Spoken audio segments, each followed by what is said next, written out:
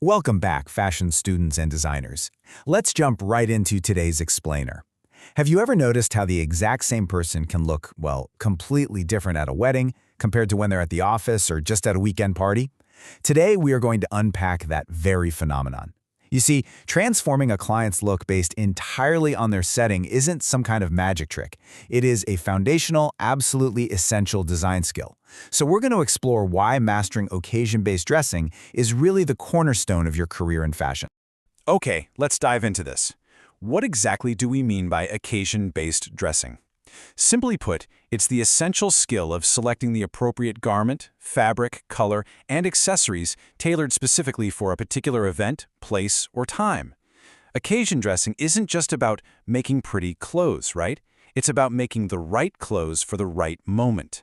It's the literal difference between merely making someone look good and making someone look completely appropriate and flawlessly integrated into their environment. Here's a quick look at our agenda for today. We'll start with the magic of occasion dressing, then move through everyday and professional wear, followed by festive and glamour wear. After that, we'll check out a master chart for key comparisons, talk about designing for your client, and wrap it all up with some practice. Section 1. The magic of occasion dressing. Why context is a designer's true superpower. This right here is the core problem we're solving today. If you, as a designer, create an outfit without understanding the occasion, that outfit, no matter how beautifully stitched or how expensive the fabric is, will look completely wrong. It's a mismatched disaster waiting to happen. Mastering this awareness isn't just some optional extra, it is the absolute core of your professional identity. Section 2. Everyday and professional wear. From casual street style to the corporate boardroom.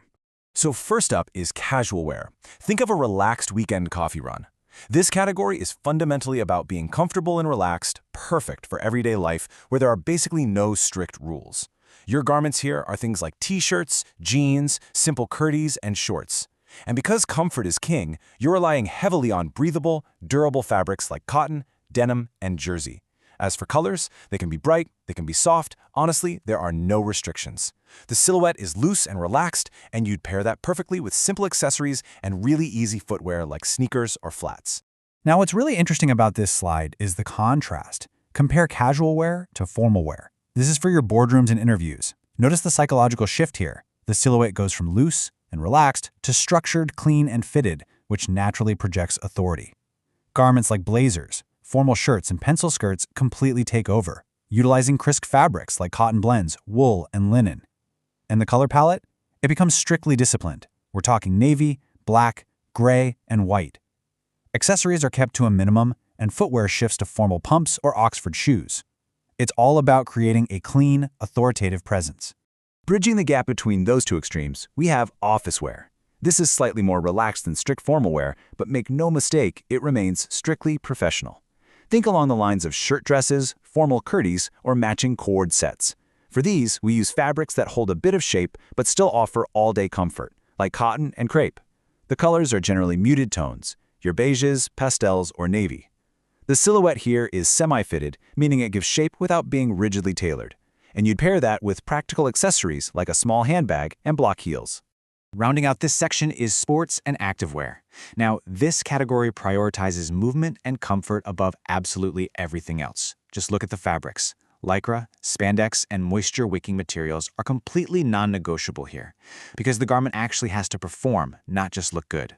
The garments themselves, leggings, sports bras, tracksuits, they're body-hugging and highly flexible. Visually, this category loves bright, energetic tones to match the activity level, and it's accessorized strictly for function.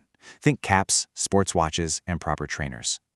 Section 3. Festive, wedding, and glamour. Designing for celebrations and special nights out. First up in this glamorous block is party wear. This is bold, it's eye-catching, and it's meant to be glamorous. It's designed specifically to stand out under evening lights. We're looking at garments like sequin dresses or sleek jumpsuits, made from luxurious, light-catching fabrics like satin, velvet, or just head-to-toe sequins.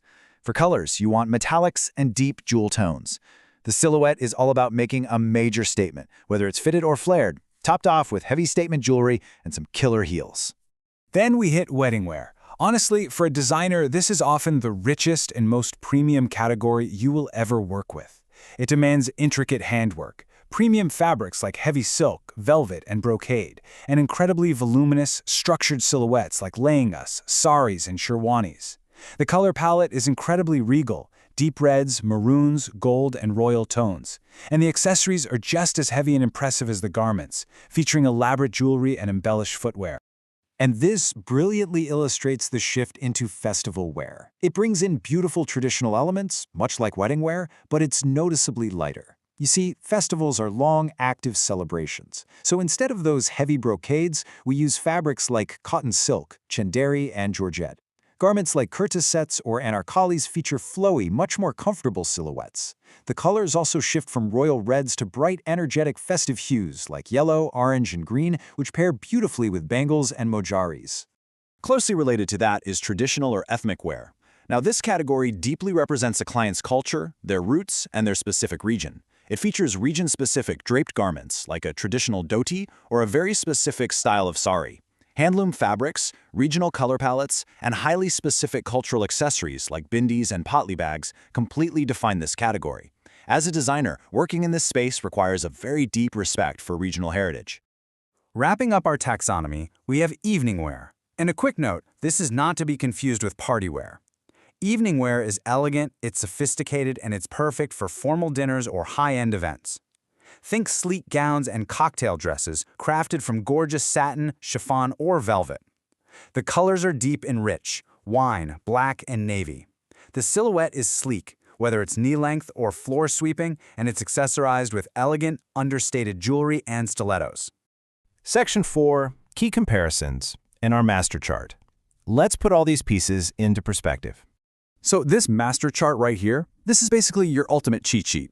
Whenever you're feeling a bit confused about matching a fabric or a silhouette to an occasion, just reference this grid. You can literally conceptualize how we move from the loose, relaxed cottons of casual wear all the way to the structured linens of formal wear and down to the voluminous brocades of wedding attire. Having this mapping crystal clear in your head is the absolute foundation of occasion-based styling. Beyond those basic categories, it's really vital to understand cultural aesthetics, especially in high-stakes environments like weddings. The core aesthetic difference in Indian wedding and occasion dressing is that it focuses heavily on beautiful flowing drapes and intricate surface embellishments. Think of those heavy lehengas. Western dressing, on the other hand, prioritizes architectural structure, clean lines, and impeccably tailored fits, which is exactly what you'd see in a tailored suit or a structured evening gown.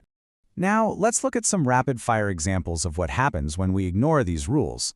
Wearing a full sequin party dress to an office meeting or throwing on a heavy silk sari for a beach vacation is a massive mistake. Well, unless your goal is to literally pass out from heat stroke. The context is completely wrong. The correct approach is choosing that formal shirt and trousers for the office and a nice breathable cotton cord set for the beach. It just shows how quickly a magnificent garment becomes a total disaster if the occasion is ignored. Section 5, Designing for the Client. Real-world application and some professional tips. Let's move to the real world and see how this builds when you have an actual client standing in front of you.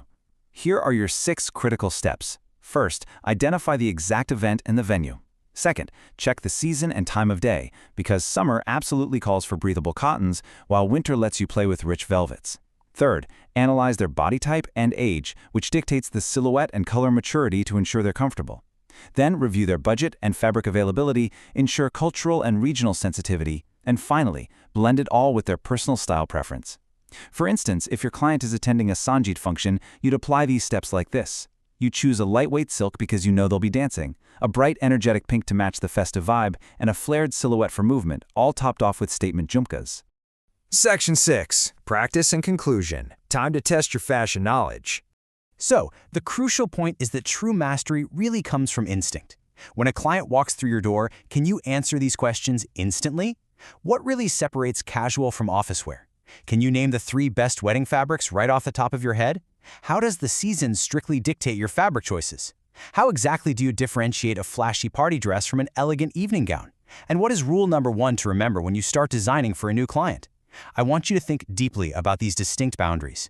If you think you've mastered these occasions, I want to see it. Drop your answers to those 5 practice questions right down in the comments. And if you found this explainer helpful, make sure to subscribe to NovaTrail and follow us on Instagram. Why? Because in our upcoming masterclasses, we are going to dive into the detailed, technical drafting for every single one of these occasions. But before you go, I want to leave you with a thought. If you had to design just one single garment to survive both a corporate boardroom and a midnight gala, how would you hack the occasion rules to make it work? Keep designing with purpose, and I'll see you in the next explainer.